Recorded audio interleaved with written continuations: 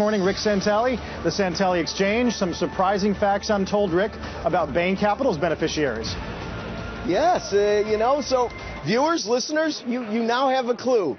We are going to indirectly talk about Bain Capital, but before we go there, we're going to talk about private equity in general and the tax code. Bain has been vilified, and to some extent, maybe the entire private equity business has been vilified a bit, and I really think that what's at the epicenter of this is a bit convoluted. It's about tax code. The tax code is horrible. So, being in the gray in tax code is what businesses do. It's what accounting firms do. That's just the way it is. And if people don't like the behavior of navigating through something so crazy, they ought to change it. To that end, on September 1st, in the New York Post, there was an article written by Deroy Murdock called "Look at Who Parks Their Cash at Bain." And I'll tell you, when I read this, seriously, I was flabbergasted. Maestro, let's put some of the names on the screen, please. Here's some of the entities, and these are at the epicenter of the Democratic base. Just look at it.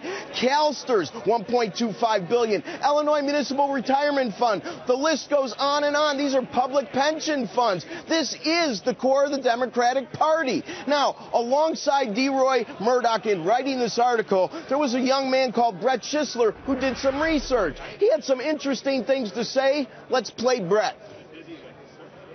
My research with Deroy Murdock, syndicated columnist, reveals that many of the people that are cheering for Mr. Obama's election are actually benefiting from Bain's business acumen. These pension funds are aggregating the nest eggs of many of their union employees, such as firemen, policemen, teachers, whose bosses are largely bashing the man and the company that is stewarding their capital and making sure that they have enough money for their retirement, or if they're getting retirement checks now, that those checks come in the mail.